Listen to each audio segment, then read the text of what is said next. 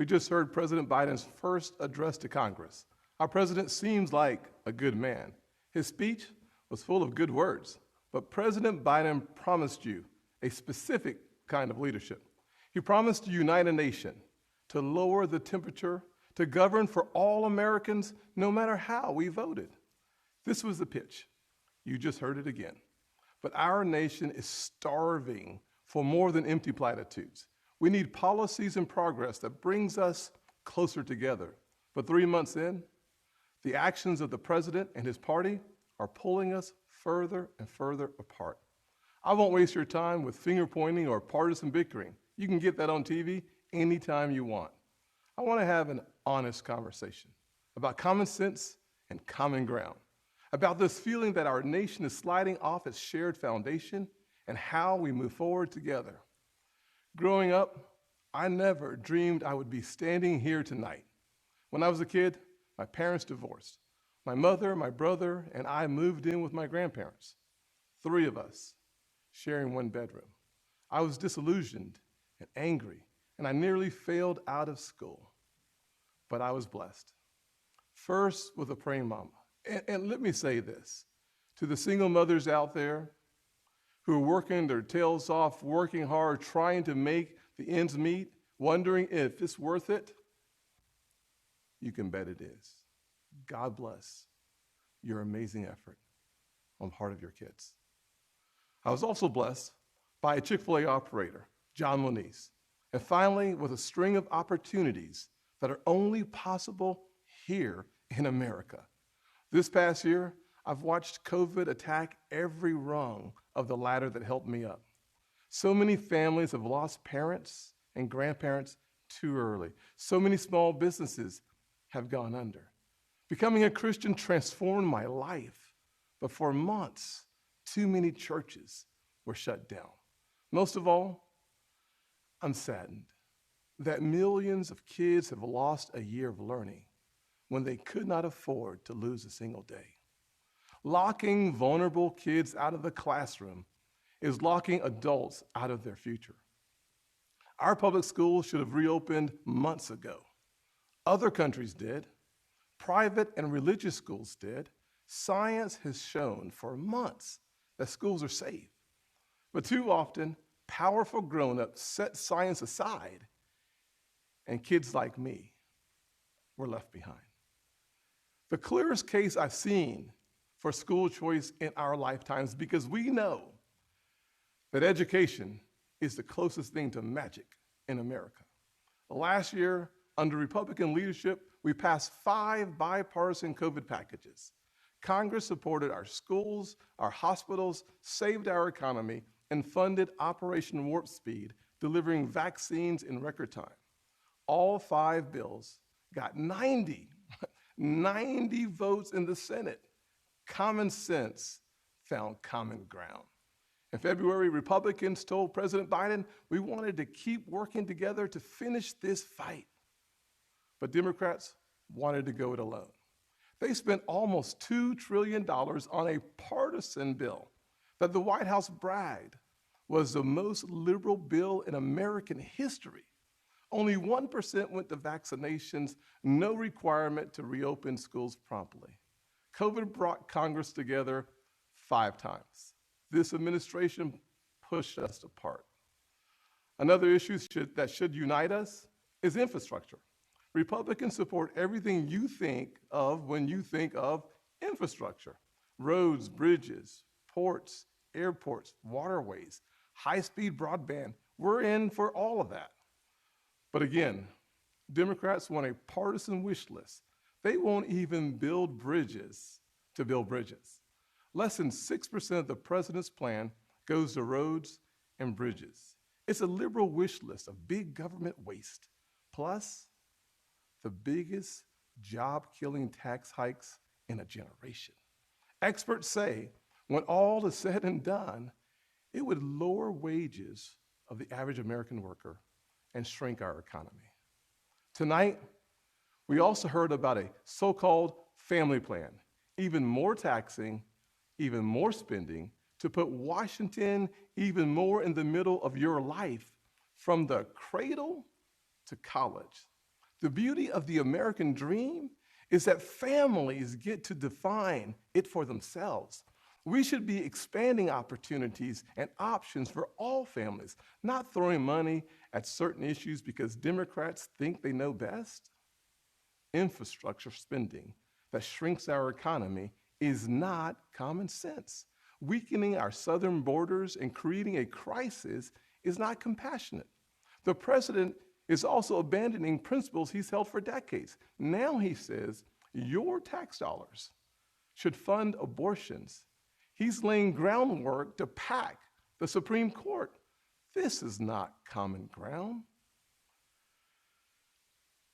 Nowhere do we need common ground more desperately than in our discussions of race. I have experienced the pain of discrimination. I know what it feels like to be pulled over for no reason, to be followed around the store while I'm shopping.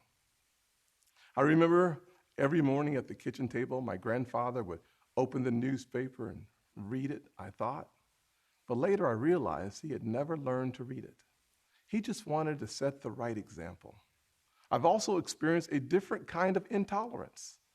I get called Uncle Tom and the N-word by progressives, by liberals. Just last week, a national newspaper suggested my family's poverty was actually privilege because a relative owned land generations before my time. Believe me, I know firsthand our healing is not finished. In 2015, after the shooting of Walter Scott, I wrote a bill to fund body cameras. Last year, after the deaths of Breonna Taylor and George Floyd, I built an even bigger police reform proposal. But my Democratic colleagues blocked it. I extended an olive branch. I offered amendments, but Democrats used a filibuster to block the debate from even happening. My friends across the aisle seemed to want the issue more than they wanted a solution. But I'm still working. I'm hopeful that this will be different. When America comes together, we've made tremendous progress, but powerful forces want to pull us apart. 100 years ago, kids in classrooms were taught the color of their skin was their most important characteristic. And if they looked a certain way, they were inferior. Today, kids are being taught that the color of their skin defines them again. And if they look a certain way, they're an oppressor.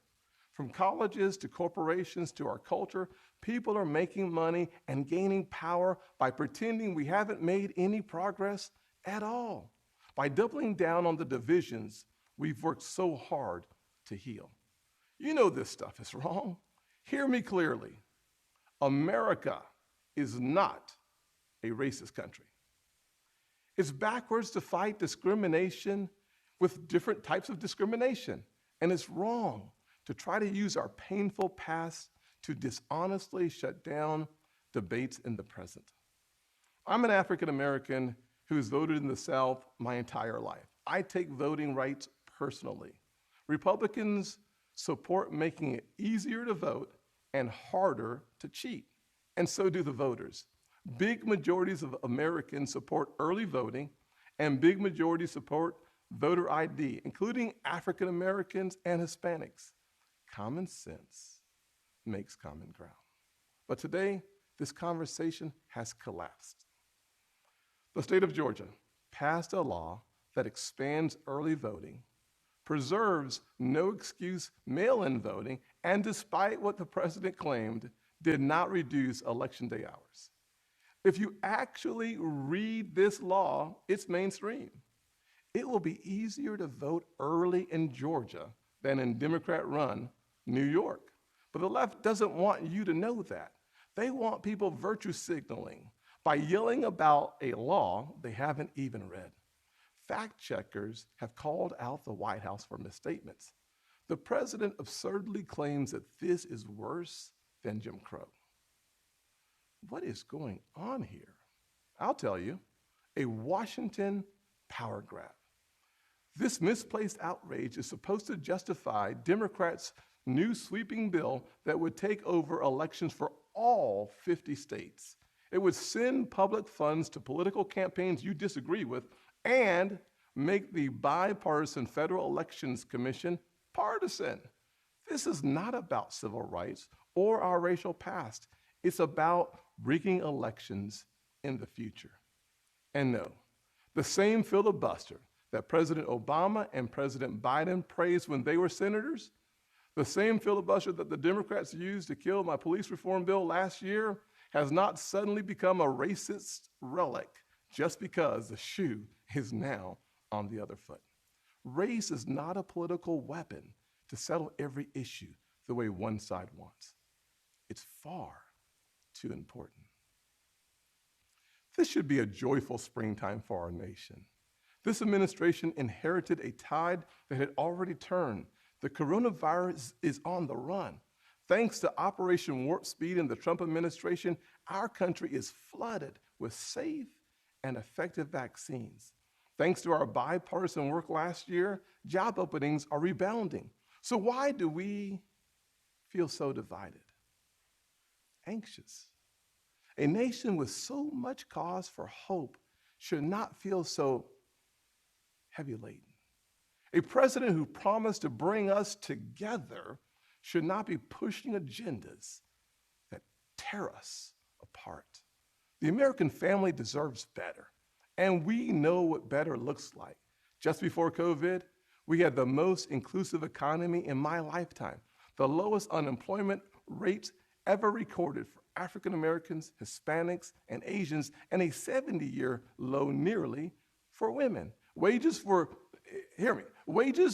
growing faster at the bottom than at the top. The bottom 25% saw their wages go up faster than the top 25%. That happened because Republicans focused on expanding opportunity for all Americans.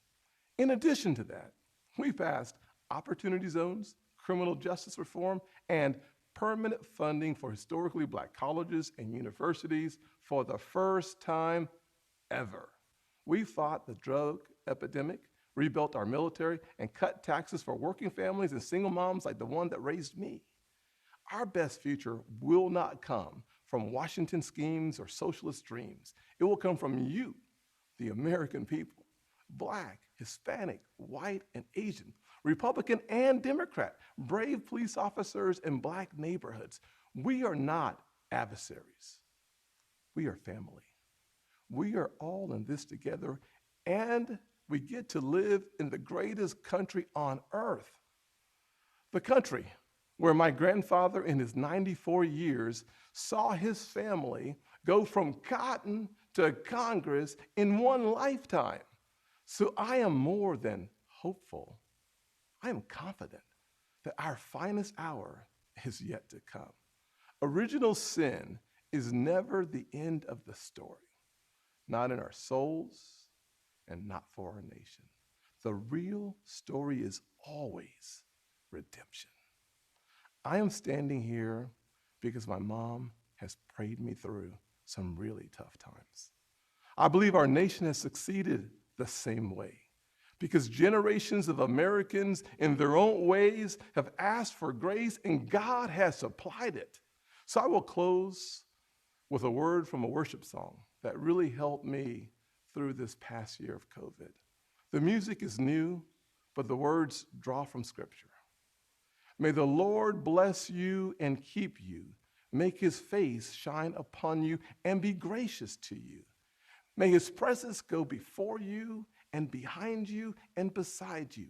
In your weeping and your rejoicing, he is for you. May his favor be upon our nation for 1,000 generations, and your family and your children and their children. Good night, and God bless the United States of America.